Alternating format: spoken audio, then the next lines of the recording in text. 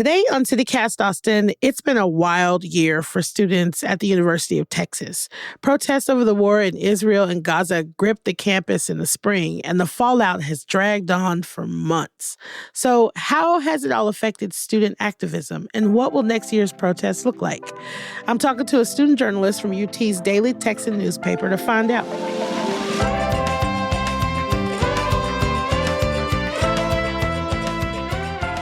It's Monday, November 18th.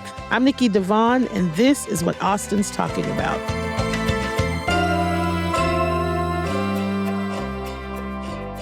Hello, I am here today with Mariam Ahmed, senior reporter for the Daily Texan. Hi, Mariam. Thank you for being here. Thank you so much for having me, Nikki.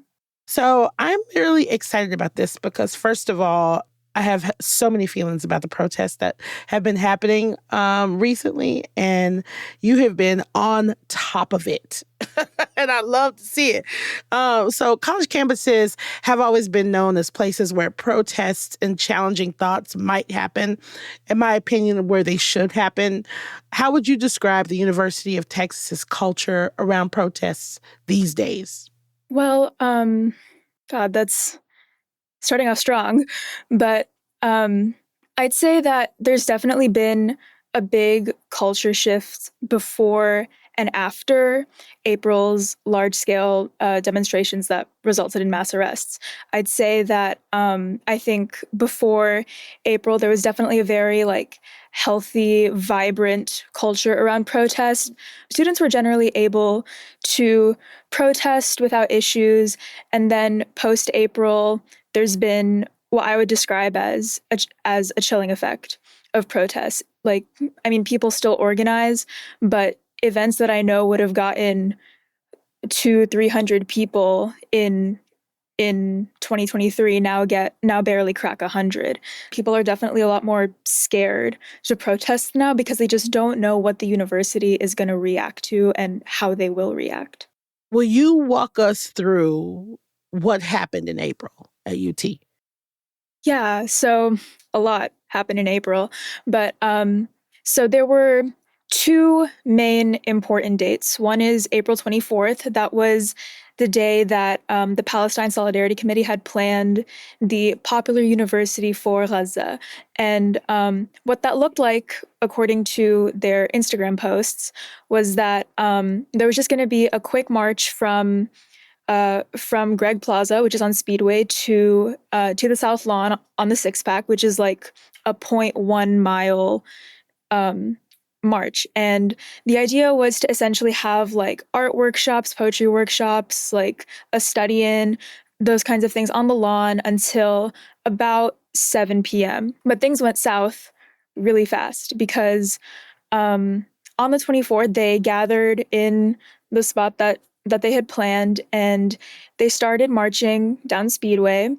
And so they turned the corner on 21st and they see a line of state troopers, and police were telling the crowd to disperse, except they were making it very hard for them to disperse because they had blocked them in one section of Speedway. And then in the moments leading up to the first arrest, so there was one Palestine Solidarity Committee leader who was trying to work with law enforcement as kind of a representative. And so he was basically, he ran to the front of the crowd. He said, guys, disperse, so we will figure out another way, updates to come. And then that was maybe 30 seconds before police started grabbing him and arresting him. Once he was arrested, that's it. Everything changed. All bets were off. Yeah. Basically, because they arrested not only a peaceful protester, a student on his own campus, but a leader of the organization. He's a well-known figure on campus. And so that's when everything really shifted.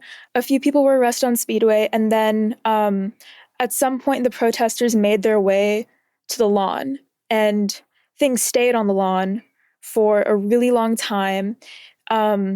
Police were essentially just trying to slowly push people off the lawn. They would say, okay, you have to stand behind the grass, and now you have to stand behind the concrete, and now, oh, you can't be on the lawn at all. And that whole process, they were arresting students, grabbing them. And so it went on like that for a few hours. I saw some pretty awful stuff in how they were treated. And eventually, at some point, law enforcement just kind of left campus. And then what's crazy is after they left campus, people just proceeded with the activities that were planned for that day as normal. As planned. And guess what?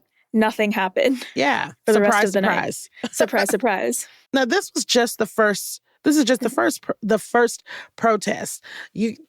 Students clashed with law enforcement a lot. Mm-hmm. And so how after that first protest did that change the activities that came after? So the first protest was April 24th and the next protest was April 29th.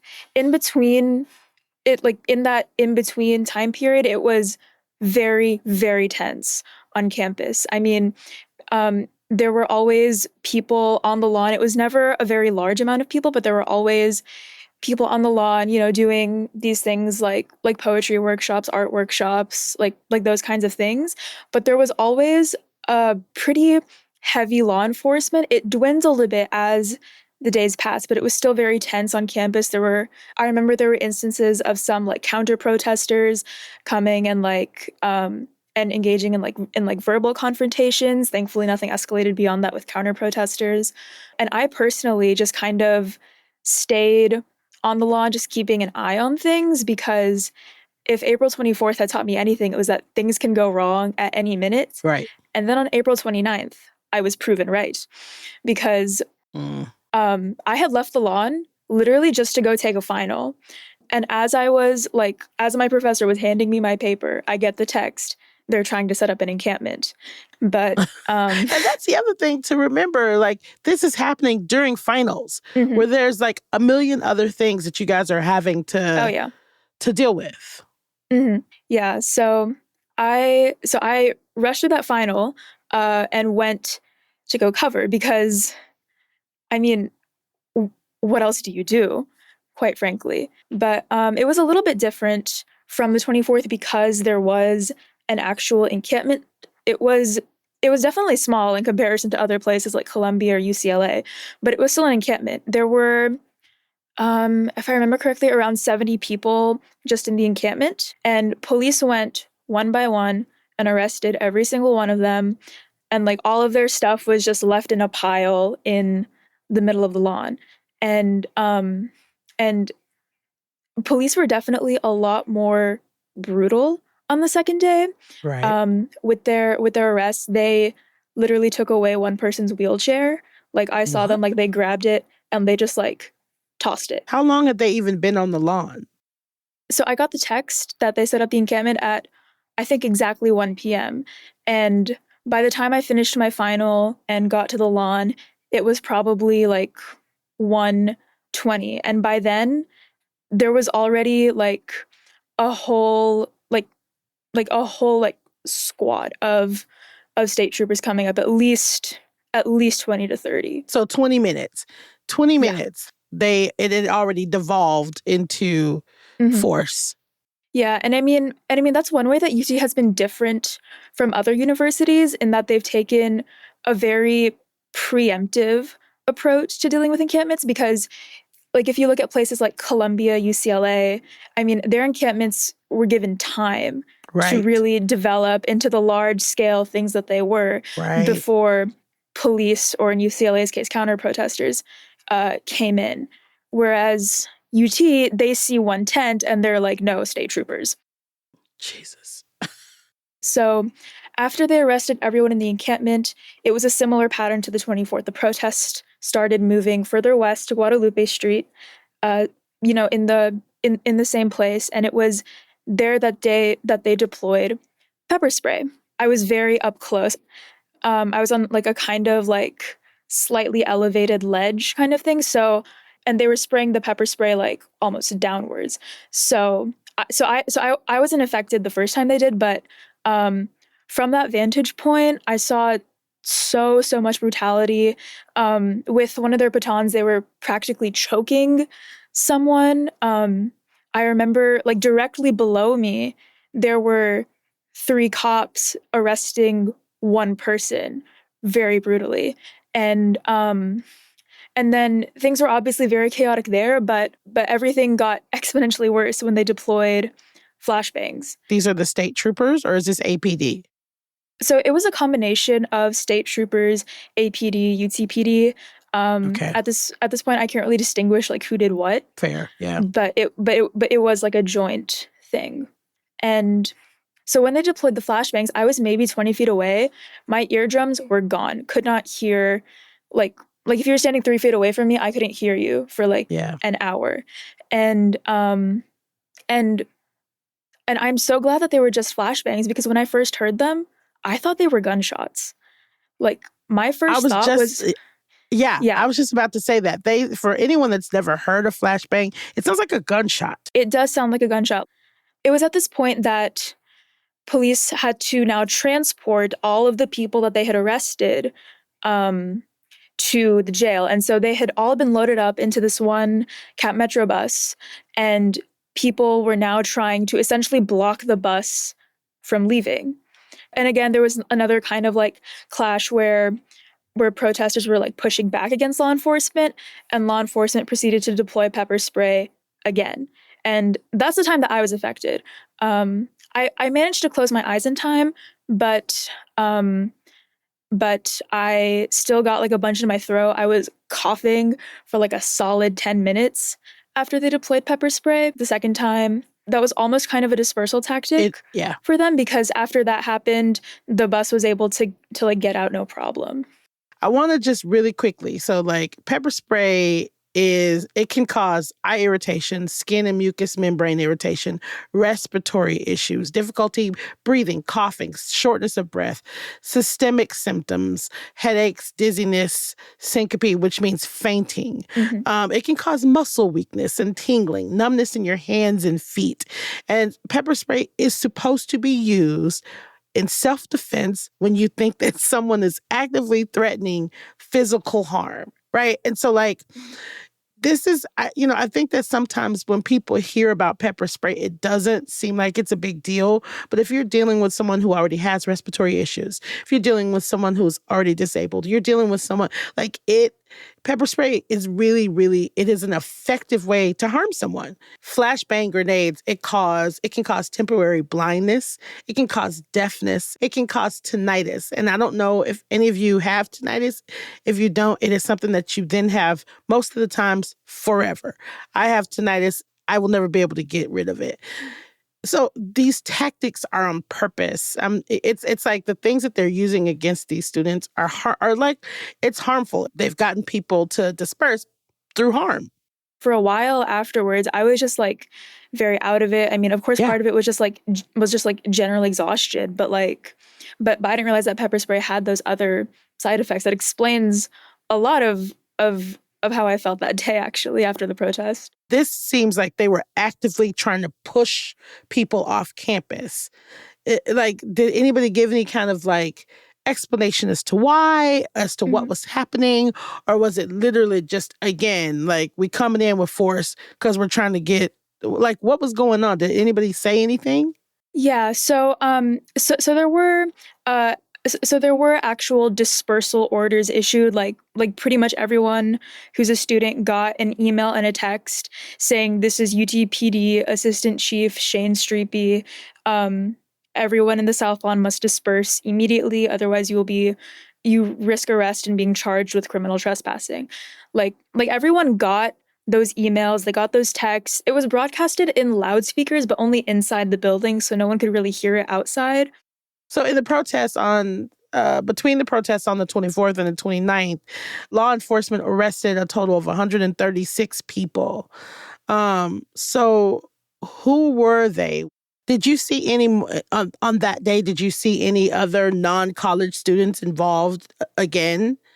Yeah, so that's it's interesting that you bring them up actually because UT Austin has very much been trying to push the narrative of like, oh, these are outside agitators, and there were definitely non-UT students involved. There were definitely like organizers just in the broader Austin community Right. involved. I think across both days of the arrests, 136 people were arrested total. I think about 60 of those were UT students, and that is a result of collective action, like from within UT and outside UT. The demographics of the protests did not just happen like in a vacuum. It's not just coincidence. It's because people care, and it's because students were able to connect with non-students and Right. to really work at both the university level, but also the city level and the state level. And do we know what happened with their cases? Most of them were charged with criminal trespassing. County Attorney Delia Garza dropped all their charges in the following days, basically for lack of evidence, because the reports that police had submitted were very bare bones, is a generous word, honestly. But but there was just a severe lack of evidence, and also the Travis County jail system was really overwhelmed just with the volume of people coming in for something as small as Ah. criminal trespassing. And it was a similar situation on the 29th, except police kind of did their homework a little more about like filing police reports.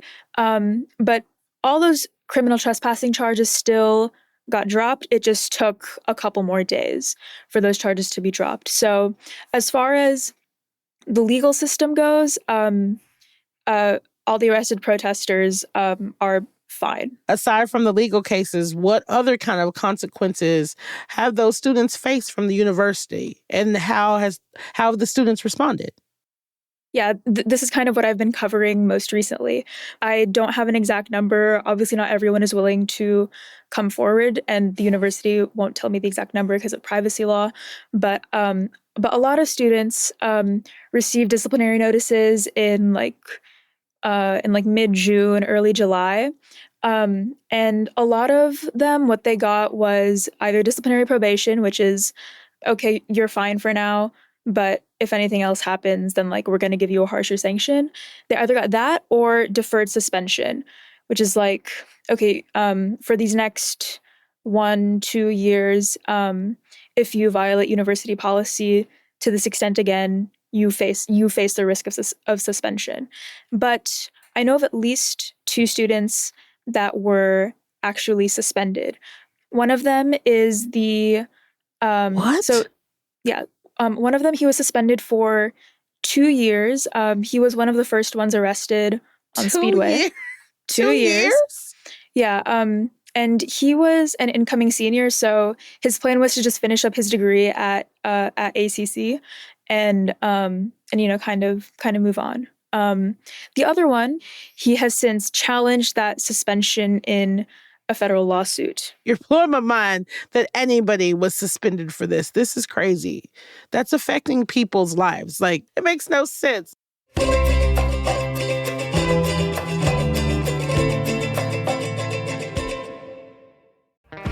Hey y'all, it's Nikki. I have to tell you about Tecovas boots. I finally have a pair, and I don't know if y'all know this, but they're handmade, high quality, and stylish. And they're comfortable right outside of the box. Now, I know we buy everything online these days, but trust me, you have to get fitted for some boots at Tecovas.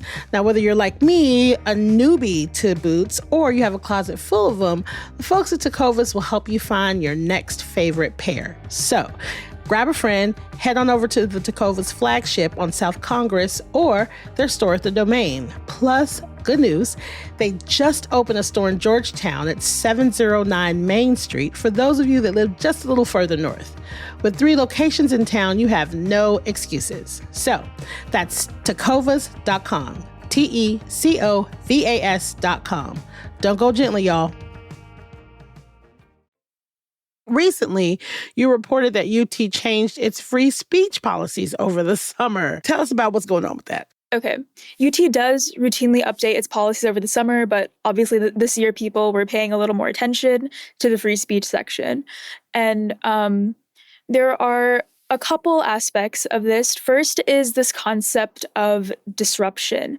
So in a lot of these student conduct cases, students were charged with 2 things. One is failing to comply with law enforcement, and 2 is disrupting campus. Now, disruption is obviously very contextual, and what these new policy changes have done is basically give university officials more power to decide what counts as Yep. disruption, basically. One of the examples is it's always been policy that you can't be protesting within 10 feet of a university building. Now the changed policy says that university officials can designate like an even greater perimeter from buildings just based on any appropriate circumstances. And who So dictates what's appropriate? exactly. The other aspect of this that I think is really important to mention is that this is all happening against the backdrop of Governor Abbott's executive order on anti-Semitism that was issued in March, almost a month exactly before the protests. For context, that executive order basically orders universities to update their free speech policies to include a particular definition of anti-Semitism, and that definition of anti-Semitism includes criticizing the state of Israel. Oh my God. Yeah. So this is all happening against the backdrop of that executive order. And so they added that definition to their free speech policies as well. And this is also immediately after all of the DEI stuff as well. Mm-hmm. I admire the strength and the tenacity of young people. I really do. Because I think that young people now are very different than when I was going to UT. You know what I mean? Like, I was going to college to learn how to be a better human, a better American, a better whatever, to go out into the world and make the world better. Our last print issue came out the day after April 24th.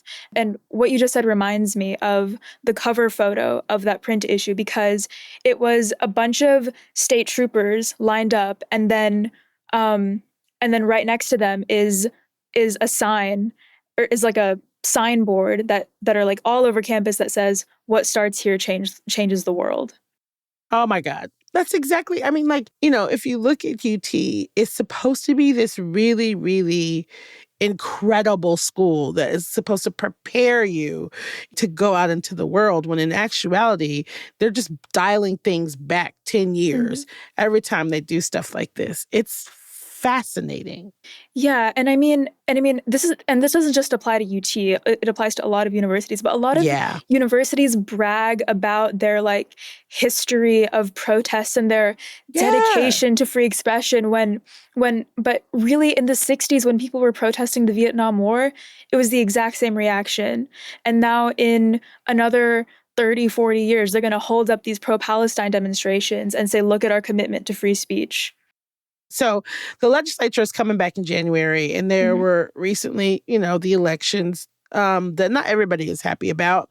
What are you hearing about protesting and the possibility of protesting? Or are people feeling fired up? Are the students feeling fired up? Or is it like, nah, I don't want these problems like last year?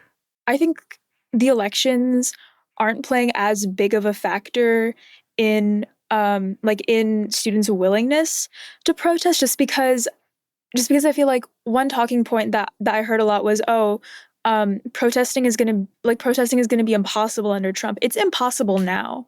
And so yeah, it sounds like I feel like that's one sentiment that I've really been seeing. I think where people are more concerned is with state and local is state and local legislation, especially state legislation, because the University of Texas is a state entity. Whatever Abbott wants, whatever Brandon Creighton wants, goes. So I think that's where there's a lot more. That's where there's a lot more focus, and that's where there's a lot more concern. And especially as we go into like the Texas legislative session in January. I'm really curious about how supportive are faculty members to student protesters. Faculty members are obviously just as diverse in their viewpoints as students, but there's generally been a lot of support from faculty. In the days after the protests, there was a really big petition going around amongst faculty, basically calling for a vote of no confidence in Jay Hartzell. And I am very proud to say that most of my professors signed that petition. Yes. So yeah. There's definitely a lot of support from faculty. And then we do have a faculty and staff for Justice in Palestine. They were definitely helping students like navigate the disciplinary process. I know there was a system where like a student that had been sanctioned could could like come to FSJP and they would like pair them up with like a faculty mentor. And then similarly, there was, and similarly, like when students go to like testify at higher education subcommittee hearings, faculty are alongside them testifying as well. I love that. I love that you guys have that. Like it definitely makes me feel a little bit better about it to know Mhm. that there are faculty that are standing there with you. So you've done some reporting on the new university event readiness and Mhm. response unit. What can you tell us about that unit and what they're doing and like what has it looked like before? Yeah. So the event readiness and response unit is a very new thing. I mean, it was only launched this semester. There has been like a desire for this kind of unit in the past. It's not solely related to the protests, but basically the idea was to have someone in university admin dedicated to like managing events like these. And if you remember earlier, we were talking about how university officials now have more discretion to decide what counts as disruption. These are said university officials, Oh, okay. basically. So at a lot of the protests that I've been to this semester, they've obviously been a lot smaller, but the event readiness and response people have been there at every single one, just kind of keeping an eye on things and getting involved when they feel they have to. Probably the most recent example was Students for Democratic Society. They wanted to do a letter delivery to Jay Hartzell's office, and so they like went up to main tower and then all of a sudden event readiness people were telling them, oh, you can't go in. And they also wouldn't let journalists in either Okay. because we would be a disruption, was their What? answer. I don't know. It was a very weird situation because like I was there on behalf of the Daily Texan and I was there as media. And so I said, wait, I'm a student here. This is my campus. Am I not allowed to go in? And they said no. What? So like it gives a lot more so this is like that policy in effect. And I even asked one of them specifically like, hey, like how does us going in there count as a disruption? Like we're just here as media, we're just here to document. How does this count as disruption? And the answer I was given was look at the policy. The policy says that you decide. So Yeah. Yeah. yeah, so I Wow. never got a clear answer on that. What a And cowardly. and university policy allows it. And I mean, in theory, a disruption should be pretty clear cut based on the circumstances, but Right. also like that opens the door for policies to be enforced in a discriminatory way. So it works in theory, but in practice, it just creates a lot more confusion, in my opinion. It leaves too much to I don't know. I don't like it. Yeah, I don't like it. me either. So you came to UT in the fall of 2023, is that right? Yes. Okay. Yes. And you immediately start writing for the Daily Texan. Mhm. And if you're comfortable with sharing, I'd love to hear about like how your experience that first year was and how you got into covering, because I gotta tell you, I said this before, but like I'm just so impressed at how young you are and how dialed in you are and how like this fire is just really impressive. So I had been on the Texan for maybe 3 or 4 weeks when October 7th happened. And Ah, and so and so after that there was obviously a lot of like internal newsroom debate, like how do we go about covering this? And since I was so new, I generally stayed out of that discourse. Um, there were times where like I just happened to be the one to find a story related to this that was worth covering. And so that was kind of how I got into it. Like normally a new staffer like me would not have been covering such a heavy topic. I'm right. honestly still surprised to this day that I was even able to write stories like that.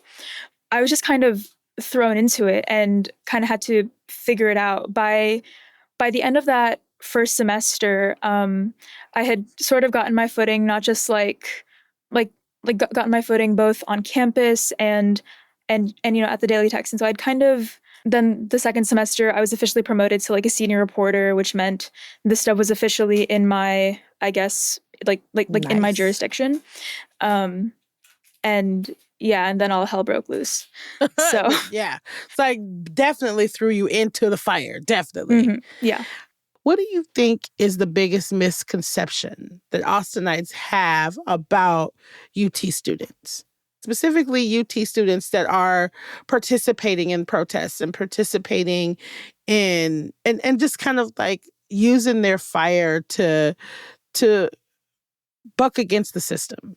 I think maybe the biggest misconception is that student activism is useless because historically change does begin on college campuses, and historically college students have been on the right side of history. Like we were right about Vietnam, we were right about South Africa, we were right about both Afghanistan and Iraq, and I think that like people that just want to frame these as students that are just like going through a phase, or students that don't understand how anything works because they're too young. I think that's probably the biggest misconception, and I think they will be proven wrong in the coming decades. Great answer. Yes.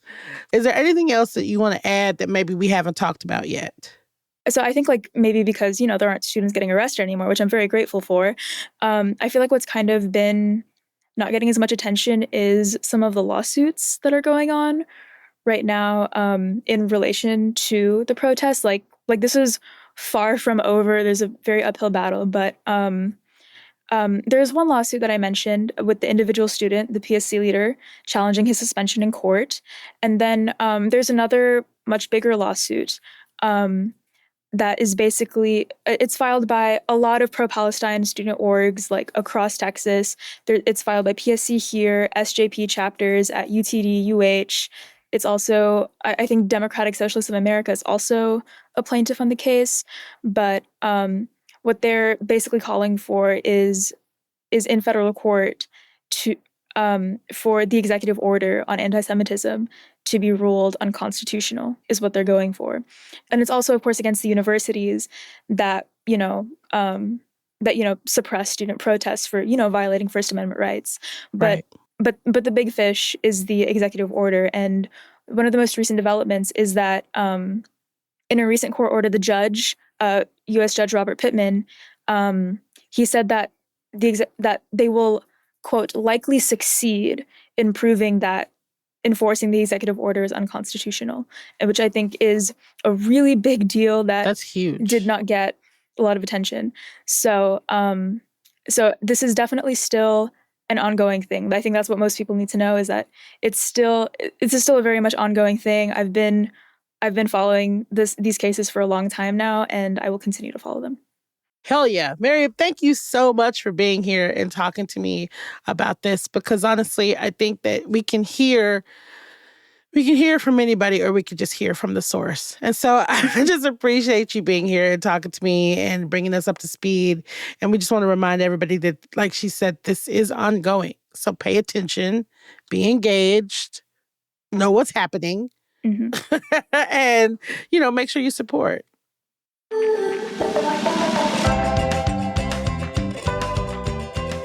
That's all for today here on CityCast Austin. You can find links to Miriam's social media and work in our show notes. If you enjoyed the show, why not tell a friend, rate the show, leave us a review, and subscribe to our Hey Austin newsletter. We'll be back tomorrow morning with more news from around the city. Bye, y'all.